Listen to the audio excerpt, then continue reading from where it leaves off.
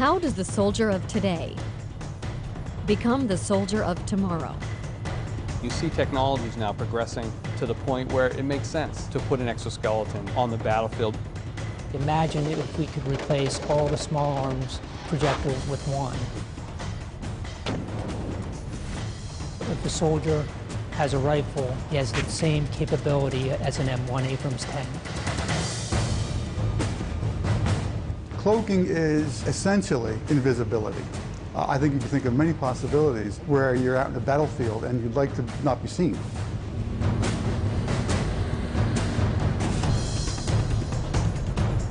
Making warfighters and their gear lighter, stronger, and safer with more firepower. Ensuring America's future soldier is a decisive weapon.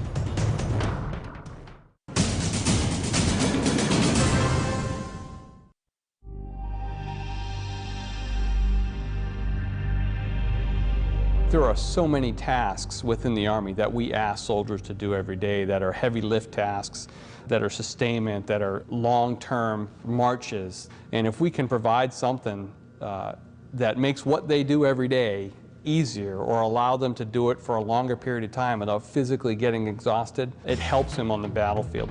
Whether it's advanced sensors, whether it's running faster, to be able to carry a heavier load for a longer distance, a device that knows you, that can learn you, and if it needed to, it knows how you walk, so maybe it takes you back. There's so much potential, I think, when you provide a frame like that or some type of device for personal augmentation. One of the issues we've been looking at to distribute the load effectively or to help the soldiers carry load is the idea of the wearable robots or the exoskeletons. We looked at the full body exoskeleton as well as just strictly a lower body, and where the lower body is just carrying the backpack load, and a full body has the ability to either do that or carry a manual load carriage in the arms. At this point, the engineering has demonstrated that it can work. So the next question is, as physiologists and biomechanists come together with engineers, the question is how well will it work? If soldiers are expected to carry 120 pounds and walk at 3 miles an hour in the field, we're certainly going to evaluate it to that degree in the lab. And one of the things that we've gotten smarter with over the years is that you can't just take a novel piece of equipment and expect someone to wear it. So as we get smarter in our research protocols, we've been building in more and more learning time, familiarization. It's an interesting feedback that we get. Some of the soldiers felt like they were more used to carrying the backpack by itself without the device because that's what they're used to, whereas other volunteers felt like they'd rather feel the effects of the device than rather have to feel the effects of the load on their shoulders. We've tested 2 prior versions, and each time we're seeing incremental improvements in how well it works. Our long-range research plan is to be able to address things in a very isolated environment here in the lab, and then to grow that research out and start getting into the field more.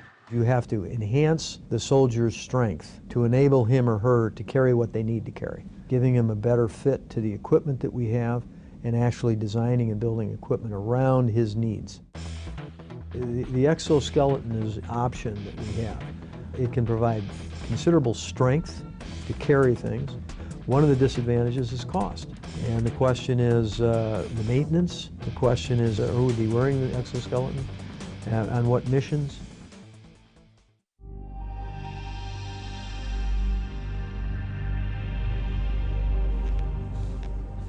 While soldiers need strength and endurance on the battlefield, there are times when they also need stealth.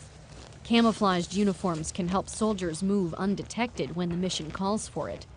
In the future, a revolutionary new technology might even make the soldier invisible. If I were to make myself invisible to you, what I would do is I'd get a cloak. And the cloak would consist of a cylinder that I would put around me. What would happen is the light coming from the wall back there would hit the back of the cloak, come around, and then go right to you. So you would see basically right through me. With metamaterials and the new kinds of materials that we are developing, we are able to control light as never before. It's like a whole new ball game. You start with some sort of given material like silicon, let's say, or something like that, and then you embed it. You embed it with small nanoparticles or tiny gold rods or maybe even tiny slivers of semiconductors. Now, by making these metamaterials, we're able to control light in these new ways. All the textbook things you read about light are now wrong. We can do things that beyond all these limits. So what we have here is actual experimental data of a working cloak. This works at microwave frequencies. This region here is what you're cloaking? So this region inside is the cloak, what would be cloaked, and this out here is the cloaking material. This is a truly invisible device. It's not just transparent like a piece of glass, where you can see that there's a piece of glass there because it distorts the scene behind it. This actually perfectly reconstructs everything. The Duke group did a very important experiment when they verified these ideas using microwaves, long waves. It proved that the concept of cloaking, the concept of metamaterials, the transformation that was used to make the light go around, it proved all those things were correct. But its limitation is that it was at one specific wavelength and not a visible wavelength. So there's 1,000 challenges in bringing that up to the visible. One of the most advanced concepts is the conformal cloak. And that's like a blanket. That's something that you could put around any object. Now the thing about a tank is it doesn't change shape too much. It moves and so forth, but there you know the shape, and then you could design a conformal cloak that fits right on the metal and render it invisible. Anything that fits around a person or an object, so a shirt, it could be the uniform, or it could be a blanket they put around themselves. I think the applications are widespread. It's just that we're not ready to build things like that yet. They're just years off. It's going to be a while before soldiers have cloaking devices, but that's the ultimate goal.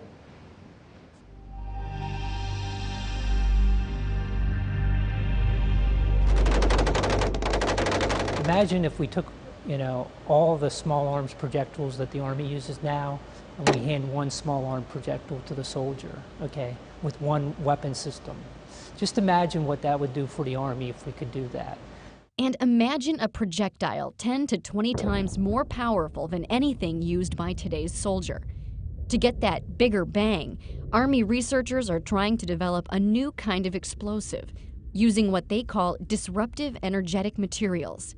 Currently, we're exploring materials that you normally would not consider to be explosives, such as nitrogen or hydrogen or carbon monoxide. These are materials that we're planning on putting in the Army capabilities within 15 to 20 years, so far-term research.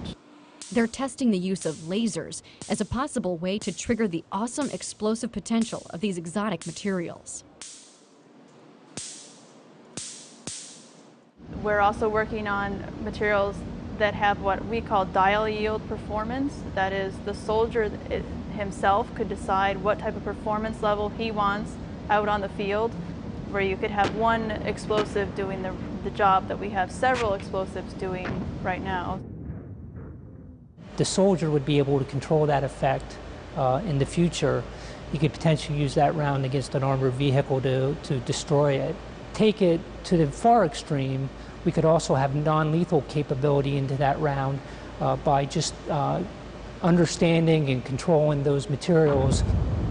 This is a whole new class of materials that if we do it correctly, it's a game changer.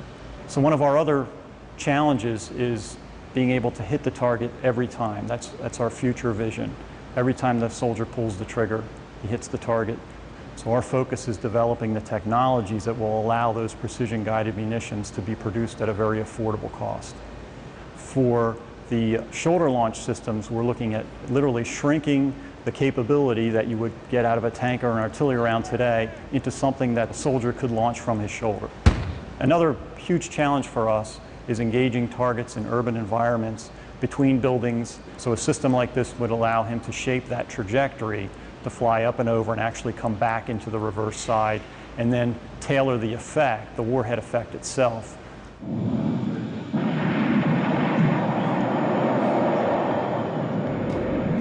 Full spectrum capability in the hands of the individual soldier. Tank-like lethality. So one round that would replace many, many rounds is where we see the future of lethality going. How can we utilize brain signals to actually directly control our interactions with a computing system.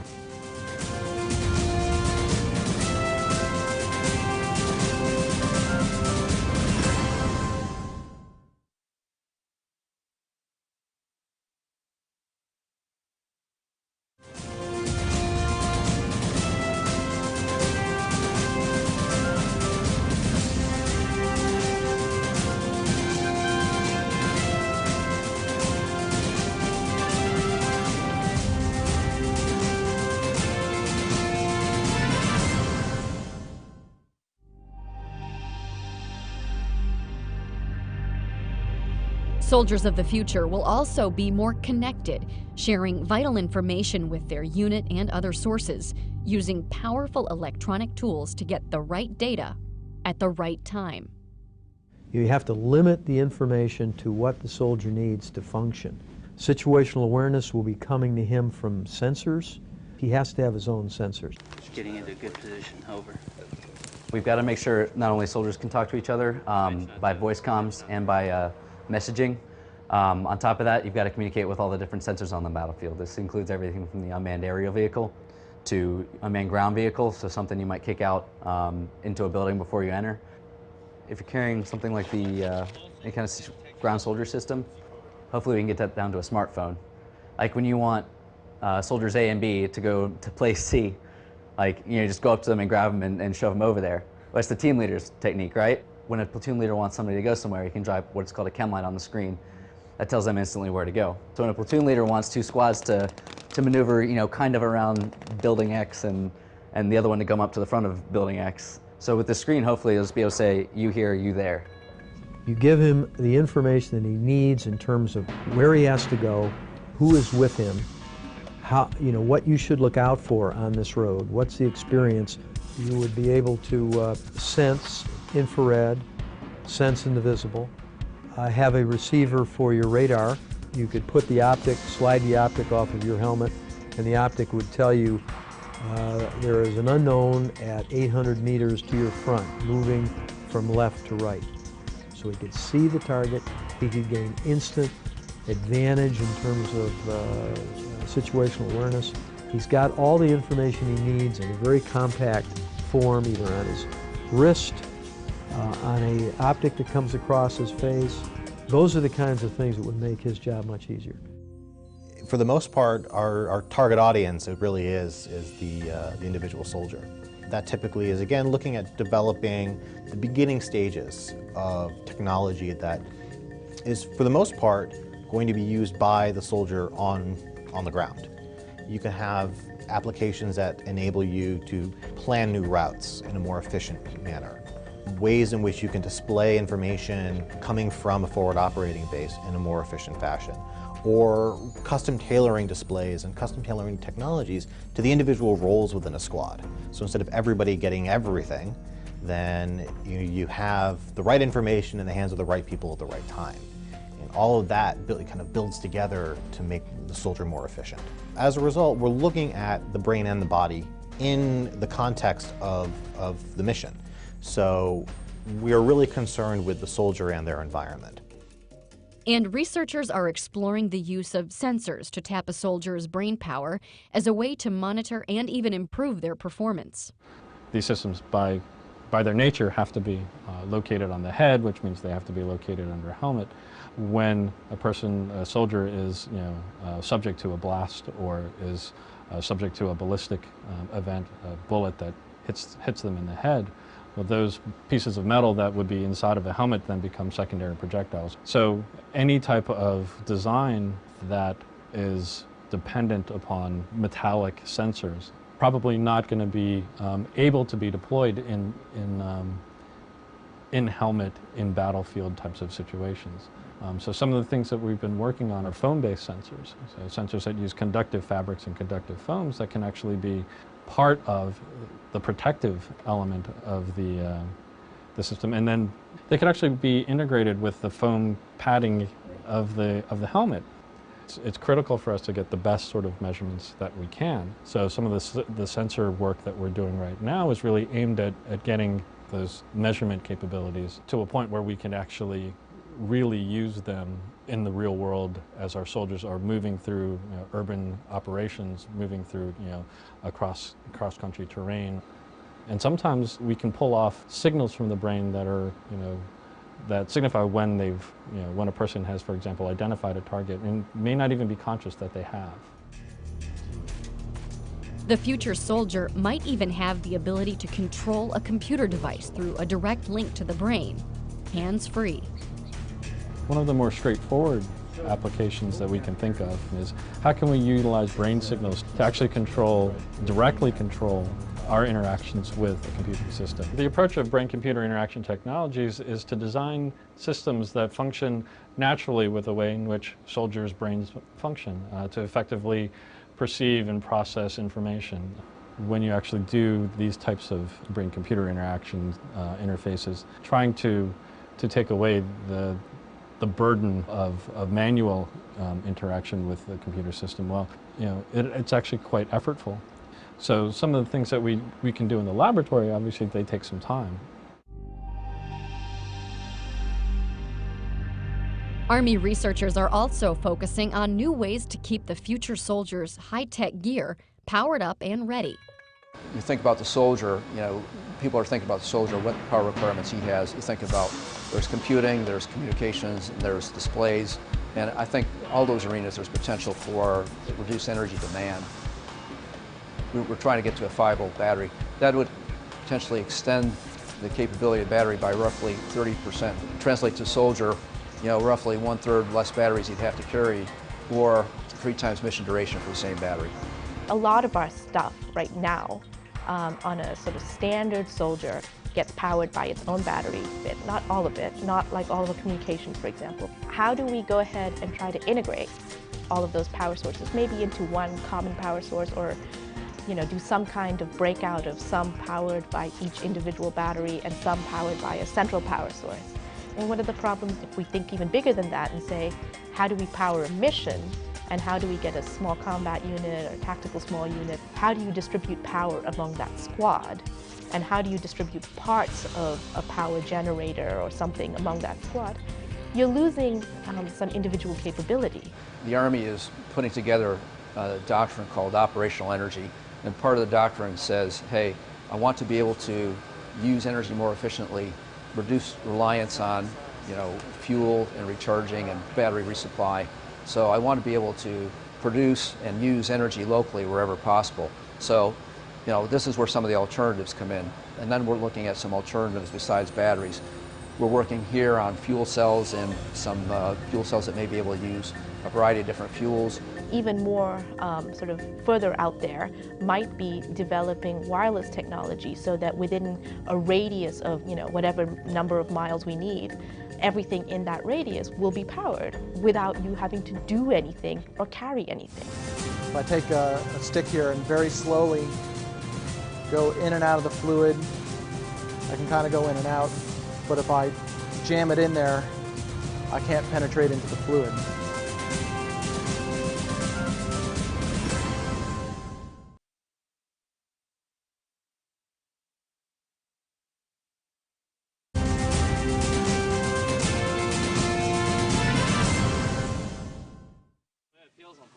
One of the things we realize is that the soldier is not a person who can carry any weight you want to put on his back.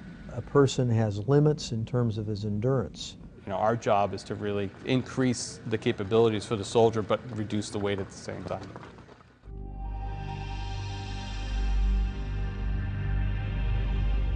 From the science and technology point of view, it's a total ground-up development effort at headgear design. Lighter, stronger, more integrated. We want a streamlined solution that commanders can up armor or de-armor their soldiers depending on the mission. Lightweight materials that are not going to induce near or short-term injuries to the neck and back. Lighter materials for improved mission performance, and just an overall streamlined system. We're looking at the balance and the center of gravity of the helmet from the biomechanical point of view, and then To go along with that, we're taking a look at the weight of the helmet, obviously, to reduce soldiers' load. We're investigating some new heads-up display technologies, more particularly see-through heads-up display. You have that micro display, it's a solid piece of equipment, and it reduces your field of view. So we're looking at technologies that will help open up that field of view and give the soldier more peripheral vision.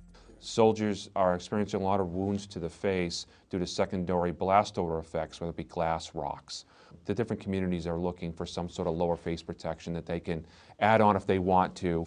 If you want to be able to protect against every single threat that's out there, you're going to have a 10-pound helmet, which is not going to be good for the soldier. Not only for their situational awareness, but the short term, they're being able to accomplish their mission. Long term, possibly long-term disability or injuries. The idea is that we're always on the hunt for new materials that are going to give us a decisive advantage. The future helmet technology here we see largely in exploring new materials to address what we would consider new issues. Rifle protection, blast resistance. Historically, helmets have been designed for ballistic resistance. They have not been designed for blast. But as you know, it's an increasing concern, like what's the impact of blast on the soldier? And that's what we're exploring now, is how do we reduce the incoming impulse to the helmet and actually ultimately to the brain.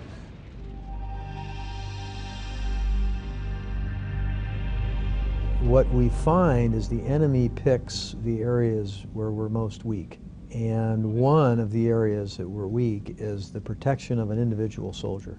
We have armor that we put on our soldiers right now that are rigid and stiff, not very comfortable for them to wear. We'd rather have all flexible, conformable armor. There's always a desire to engineer conformal, flexible, comfortable armor. And any additional tools we can come up with to help in that pursuit is going to be beneficial.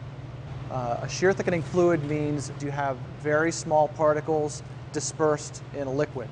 So these are very small, very hard, smooth, spherical particles. And what's really interesting about this is this, by volume, is over 50% solids. So over 50% of this is solid glass. If I take a stick here and very slowly go in and out of the fluid, I can kind of go in and out. But if I jam it in there, I can't penetrate into the fluid. We saw this material, saw this as an opportunity to perhaps exploit it for military application. Our body armor that we wear right now is composed of fabrics like this. It's a plain woven Kevlar fabric, great ballistic protection. Now if I take the same fabric and I add the shear thickening fluid to it, it kind of acts like a glue that kind of holds together the yarns and fibers, does not permit them to slide past each other.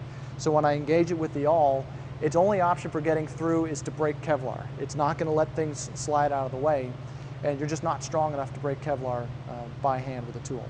So I get that great puncture protection with something that's still nice and flexible. The heavy lifting is still done by the fabric. You need a high performance fabric in there. This is just altering the way the fabric is interacting with the thread. You're not going to see the fabric disappear and be replaced by purely fluid. It's because we're taking ballistic fabrics and treating them to give them puncture resistance. We can actually make a body armor material that has both puncture resistance and ballistic resistance. This technology primarily is addressing the soft part of the armor. So potentially, if it's designed properly, we could look at reducing the weight or the thickness of the vest. And because of the unique properties of this material, it gives us a lot of opportunities to really tune performance and potentially get us into doing things like creating extremities protection for the arms, the legs, the groin. This is basic research at this point, 5, 10, 15 years. And in fact, as we continue to learn more about the material, we might discover a completely new direction that will lead us down a different path. And soldiers are playing a key role along that pathway by providing a unique blend of feedback on behalf of the future soldier. An HRV is a human resource volunteer. We go and recruit these soldiers out of their schoolhouse, and we just tell them what we are about, tell them that they can come here and just be volunteers for certain programs that we have. Typical cycle, we can have anywhere from 25 to 33 volunteers, depending on how many studies are going on. They're each here for approximately 90 days each. The first time we went in, they brought us to 5,000 feet, back down, and then they brought us up to 11,500 feet. And then we sat in there for a good half an hour just to see if everybody was okay with it, no one was getting sick or altitude sickness. They put a tube in your mouth, and then they tell you to breathe, and then breathe in heavily, breathe out heavily, in and out. When they first came, they started talking about how this is going to help people on deployments and everything, and I thought it'd be really beneficial to my brothers and sisters in arms that, we could help them out in the future. We're really just beginning to understand the relationships, all the intermingling relationships between the brain and the body and the environment. The nice part about virtual environments, immersive virtual environments, is you can control every aspect of the environment. You as the experimenter know exactly what variables you're manipulating, but at the same time creating a very realistic, immersive, again, sense to the soldier. Enemy down. All right, moving into the building. We could measure a soldier's ability to walk toward or away from targets. We could measure how quickly they respond to situations, or how quickly they make decisions between potential targets. So we can use these data to construct kind of models of soldier performance. Enemy down. So a piece of technology can have a load associated with it if it distracts you, if it requires your attention periodically. The goal, of course, is to have it complement the soldier in a natural way. It all comes down to capabilities. It all comes down to requirements. It all comes down to what does the soldier need on the battlefield and what makes sense. What we like to do is we like to lay out the long-term vision. But when we see the golden nugget, the potential game changer, we introduce that much quicker into the force. I like to think imagine. And right now we're what if in many other fields too. So that's a very important part of what we do. And then of course you have to back it up by reality. And sometimes, reality is just a blade of a guillotine, cutting your idea the head right off it. But every once in a while, the ideas work out.